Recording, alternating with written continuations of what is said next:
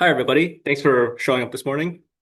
Okay, so this talk is going to be on robust selection in an effort to make AI more trustworthy. And this talk is going to cover some of the stuff I've had the chance to work on over the past few years. And now, over the past few years, one of the questions that has been recurring to me is that AI is increasing everywhere, but how can we actually build trust when we use these systems? Now, in the year 2026, robots can really kick you where it hurts. And even yesterday, I was doing my fair share of spreading fake news online. And speaking of fake news, on the right-hand side here is a more serious thing, where we're actually trying to see if we can get ChatGPT to diagnose where it is safe or unsafe to perform gallbladder surgery. And the thing is that if you actually follow its advice on where to cut, you will actually end up seriously injuring the patient. And on a more personal experience, I recently had a close friend of mine who got into a car accident because her Tesla autopilot ended up crashing. So perhaps she'll be made a member of this infamous list.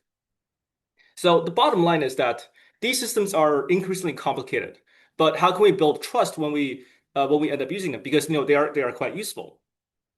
So perhaps if you're more mathematics or engineering inclined, you might be satisfied by looking at a very complicated system diagram of how a convolutional neural network or something decomposes as. Perhaps you might even ask the machine learning model itself whether it could be trusted, to which it will say, no, you shouldn't trust me. And maybe it will generate some nice picture to complement this thing about what it promises or promises it won't do. But throughout my time working in this area, something that has become clear to me is that if you have this really complicated, quite black box of a system, you need good explanations.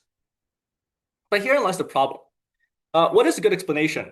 And for anybody working in this area, one of the first things that's immediately obvious is that you need, for different audiences, you do need different explanations, which might tell to a beginner about why some complicated process is giving the result that they're seeing is going to be quite different from what you're going to be telling an expert. And one idea for providing good explanations that's been quite recurring and persistent throughout the past decade has been the idea of feature selection. And at the risk of trying to teach a bunch of fish how to swim, the main idea is this. To say you're a doctor and you're looking at CT scans of chest X-rays, um, and the machine learning model says to you, oh, your patient has like some disease, has the sickness.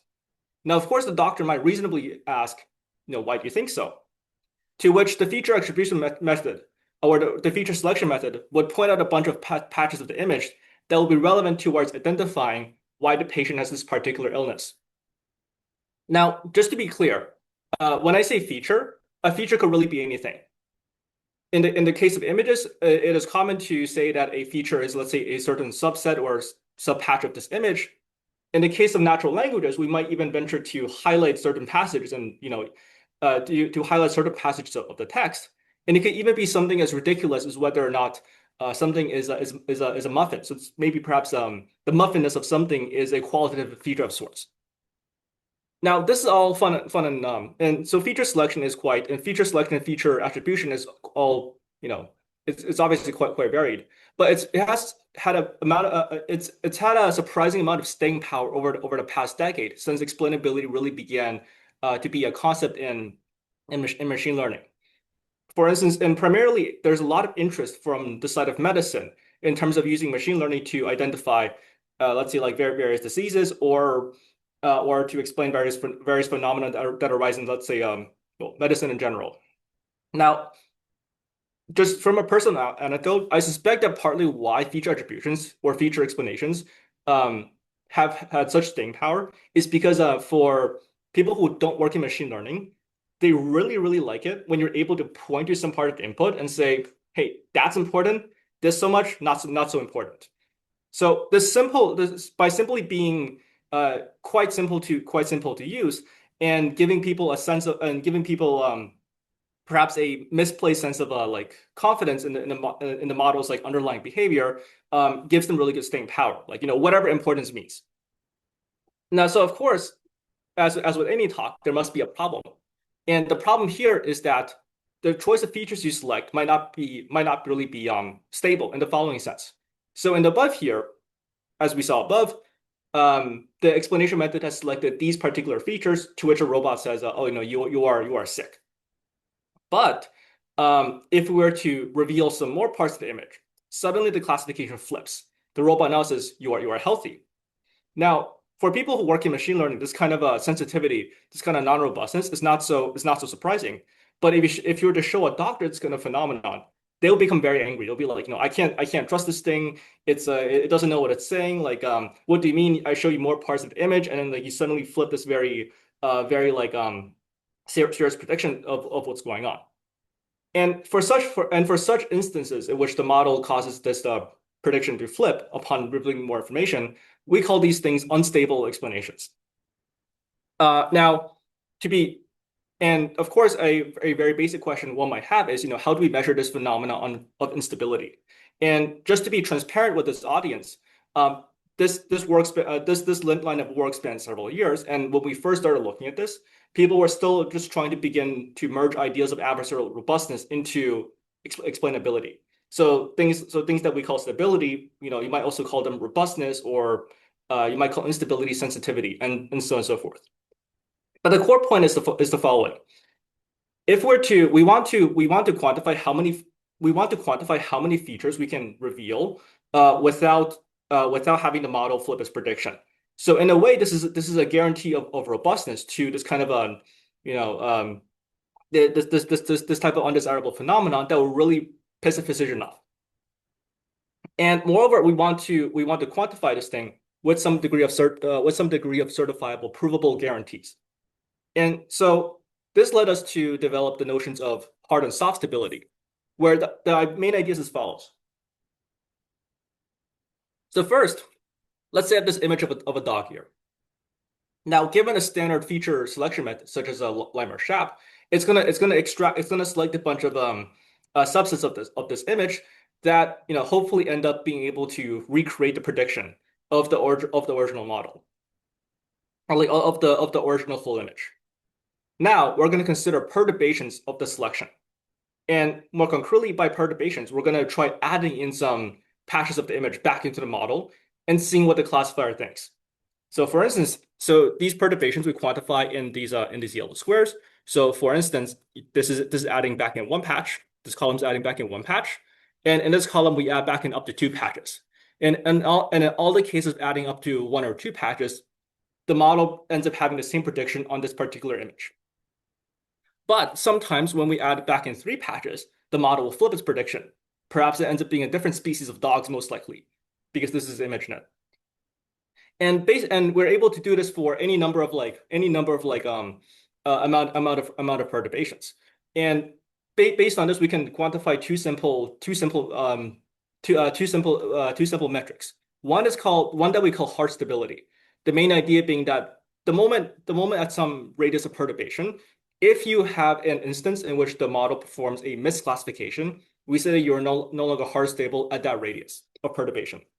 And this really relates to how people might classically think about adversarial robustness. But it turns out this can be quite a coarse or a very harsh condition. It's a very discrete metric. So we wanted something of a more smoother trade-off.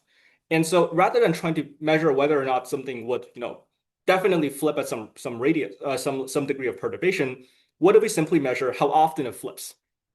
And so this led to notions of soft stability, which we quantify by the stability rate, which is how often at up to some radius the prediction ends up staying the same. So for instance, if you have a stability rate of 1.0 at up to radius 1 and up to radius 2, this means that nothing changes. But we can see that as you increase the degree of perturbations, it will start to have a graceful decline. So this is all nice and cool. This is a interesting metric, but how do we compute it? And of course, eventually, does it end up being useful? And I want to stress home the point of computation is because I want to stress the point of computation is that because we're both hard stability and the soft stability rate thing, there's exponentially many your search space is going to be exponentially large in terms of the different perturbations that you can end up sampling. So even if you can, so of course you can write down anything you want on a piece of paper, but you want to actually be able to efficiently go about computing it. Now, the main idea we have here for certifying stability is to simply do sampling. Like you could this is literally ideas exported from like apply probability 101. But the main idea looks like this. So we begin with some image, and to which we select some features, and then we're going to sample a bunch of perturbations of up to some radius. Then we're going to shove all those perturbations through the classifier and see whether they're able to maintain the same output. And then we compute on average how often this output is maintained, and essentially this ends up being a concentration guarantee. This ends up being a concentration guarantee on how many samples you end up requiring to confidently state that your stability rate is such and such. And even though this is trying to certify soft stability, this also ends up being a guarantee on hard stability. So the hard stability condition of very binary yes and no, in the sense that if in my sample none of the predictions flip, my stability rate is 1.0 with high probability. So this is just a concentration bound theorem. So okay, so we can define all these metrics, but does it actually end up being useful? So here's an image of a cat, and the corresponding explanations that are generated by Lime and Shap for if I recall vision transformer.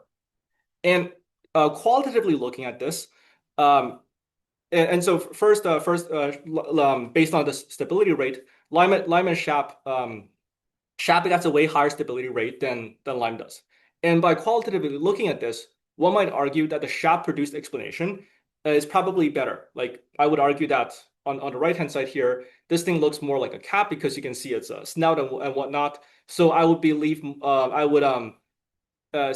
reasonably, if I were to reveal more parts of the image, perhaps I can have some confidence that the prediction maintains a cat when I feed it through my classifier. And more broadly, we can also try to extend this metric to other explanation methods where we pick various classifiers and then we just see like it's how the performance of various explanation methods decay as you permit larger and larger degrees of perturbations. And broadly, we see that Lime and Shap tend to be more quite dominant even after all these years. Now that's talking about stability is all fun and nice in the context of explainability with cats and dogs. But as we were wrapping up this line of work, a lot of people were also jumping on the LLM hype train, and we wanted to buy tickets to that too. And one problem at the time was that a lot of these reasoning models were just coming out, and they were hallucinating all sorts of answers, all sorts of responses to questions that you might have to say like reasoning problems. And in a typical setup, it looks something like this. So you might prompt the LLM like, hey, Mr. ChatGPT, I really need help solving this homework problem. And here's what I know about the problem. First, the denominator of a fraction is 7, and so on and so forth. Please help me solve the problem. Please help me solve the problem, and let's think step by step. And so what these reasoning models will do is that they'll output a reasoning chain. So first they might say like, okay, step 1, let the numerator be x, and step 2, the denominator is like so on and so forth. And through a whole process of reasoning, it eventually gets to some correct answer, say like x equals 14. But equally, these reasoning chains might end up having some kind of hallucinations and error and really sneaky error somewhere in the middle. So for instance, maybe it forms a miscopy of the 2/5 fraction as 3/5 in its chain of thought reasoning steps. And of course, this error gets propagated until it claims that x equals 5, which is not correct. So if you're a model provider for that's dealing with these reasoning models, there's actually a lot of interest in trying to catch these errors from the model generation, so you can hide these embarrassments from the user. And the problem with a lot of existing detection methods is that they don't quite work that well, especially when the reasoning chain gets really, really long. And the primary reason we discovered was because they don't really do a good job of trying to decompose the problem. And they don't do a really good job of trying to decompose the problem into like effective bite-sized chunks. And the idea here is that we can try to use notions of logical we can try to use insights from feature selection we have previously into the detection of reasoning errors in LLM chains. So the setup goes something like this. So you prompt the LLM with a bunch of facts, called like C1 through Cn, and these form your base claims on which the LLM will perform a bunch of downstream derived reasoning. Maybe it takes like M reasoning steps. So this is like Cn plus 1 up to like Cn plus 2, Cn plus M. And usually subsequent claims are generated in an autoregressive fashion, so like in an inductive or recursive fashion, whatever have you. So all the previous P claims will help infer what the P plus 1 claim is. Now, the basic problem in logical reasoning is that of entailment. Say I have a bunch of hypotheses like P1 through Pn. These are some like collection of previous claims. Doesn't entail my new claim hypothesis H. And there's many forms of there's many forms of like how one might go about an entailment, and the one that we tend to be most familiar with is the one that we see in, let's say, symbolic or mathematical reasoning. That being, we have some kind of oracle entailment function that we pass in our list of hypotheses, so our list of premises, as well as our hypothesis, and we ask the oracle, does it hold or not? But there tends to be a problem when you're working with natural language. Which is that it's often convenient if your oracle, instead of outputting a very hard 0 or a 1 value, it outputs a spectrum instead. It outputs some continuous value between 0 and 1. And to drive home this is because like natural language when humans talk to each other can be surprisingly fuzzy. And to drive home the point, if you're to ask someone descriptions of probability, for instance, like, oh, like when I say like almost certainly, like, how likely do you think this is? This is like 90%, 10%, or like whatever. And you'll see a whole spread of values for how people perceive probability to be for how people perceive to be the probability of various natural language phrases. So it becomes really hard to pin down and like an exact like very hard 0 or 1 value to human reasoning. It tends to be a lot quite fuzzy.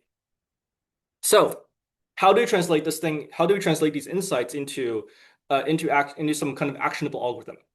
So the main idea is as follows. So first, let's break down error detection in LLM reasoning chains step by step. So the main idea is that for each of the claims that the LLM is generating, we want to be able to assign an entailment rate to each step of the reasoning process. Where broadly the idea is that you want higher rates to correspond to more correct content, and then ideally if each step has an associated entailment rate, perhaps the low scoring steps are the more erroneous steps, and that's maybe what you like hone in on. And and that's what maybe you should hone in on. And the other idea is that we want to handle dependence. We want to handle dependencies a bit carefully. So for instance, if my oracle gives a really strong evaluation score on the entailment of like claim 6, it's very like based on like what it's seen in claim 1 through 5, it's really confident on claim 6. But if it happens to be that claim 6 is really dependent on claim 4, which happens to be a hallucination that the LLM itself is not really so confident on, then perhaps I should also give less weight to claim 6 because it depends on something that it is dependent on something that is perhaps not really reliable. And so we want to model this reliability process through a process of sampling. And the main idea looks like this. So as with before, we have partitioned our list of claims into those that we begin with the prompt and those that are part of the reasoning chain, these derived claims. And so a sample of the rollout looks as follows. So we have a bunch of premises, and we initialize this list with all our prompt claims. Then we'll iteratively go through our derived claims in the reasoning chain. Now for each derived claim, we want to check with the oracle its entailment rate. So how strongly the oracle believes this to hold based on fuzzy natural language reasoning. And then based on this entailment rate, we'll probabilistically include it in our accumulated list of premises for the next round. And so the main idea here is that the more likely that a claim is to be entailed, the more likely it is to be included in the list of premises for running evaluation on for like running evaluation of subsequent claims. So what this will look like is so what this will look like is as follows. So so what this means is that we'll take this roller algorithm and we'll sample a whole bunch of claims. And for claims that tend to be more reliable and are dependent on more reliable things, they're going to show up in these rollout traces more frequently because it and all of its dependent predecessors have stronger entailments, and so they're more likely to show up and they're more likely to win this Bernoulli coin flip. And let us just define the stability rate of a claim as the average of like that's like entailment rates when it as the average of entailment rates whether or not it appears in this chain. So the stability rate is like on average like how strongly this claim gets entailed. And of course you can bust out your applied probability 101 concentration bounds. So intuitively, the lower stability a particular claim has, the more likely it is to be erroneous, or at least intuitively. And of course, one may ask, you can define all these metrics you want, you can define all these sampling algorithms that you want, but is it actually relevant to the core problem that we're trying to solve? That being trying to catch errors. The answer is like surprisingly so. This method is surprisingly good at detecting errors in reasoning chains compared to a lot of the baselines at the time. Like for instance, LLM judges just when you like just ask ChatGPT like GPT-4 mini directly like, hey, is this a problem? And the reason for this really goes back to trying to really decompose the reasoning steps as I'll show you in a few plots. So just to show a visual example, you're actually able to contrive like make a bunch of toy reasoning data sets by simply making a bunch of weird like dependency like trees. So for instance, you can introduce you can make a data set where you say like, oh, I have some proposition H3 and let it entail a proposition AZ. And you can have a different rule that says like I have some proposition SG and it entails like so and so forth. And so by shuffling a bunch of these like literally quite literally strings, you're able to like make a bunch of really weird looking reasoning trees and try to stress test the performance of different evaluation metrics. And the bottom line of this plot is that uh, only by really doing a really careful decomposition of this thing can we actually detect whether like this is an error. And in particular, the error format is that it hallucinated the form of a non-existent rule. And so, if a rule doesn't exist, you cannot use it in your in a reasoning process. And this decomposed reasoning process becomes more effective the longer your chain gets. So if you have to think through a really really long problem, be it contrived or perhaps be it contrived as in the previous slides, or perhaps based on some cooking recipes, this decomposition really starts to help. So fundamentally, what you're doing is that you're trading off compute for improved correctness and detectability in your error detection. And the cool kids nowadays might call this test time scaling. I think that's a new term, right? Um, okay, yeah. And even though we still use sample, it turns out that my collaborator on this project was really good at programming, so she managed to make a bunch of really aggressive like caching schemes that I will not pretend to understand, but you can actually make this caching scheme extremely efficient. And so zooming out, um, so what are the main takeaways for this slide for this talk? One thing being that a lot of problems in explainability can boil down to notions of feature selection, or in particular trying to assign scores to features. This can be things in trying to select which parts of the image are like which parts of like the dogs or cat are important for predicting what they are, as well as trying to, let's say, evaluate the reliability of individual claims in an LLM reasoning chain.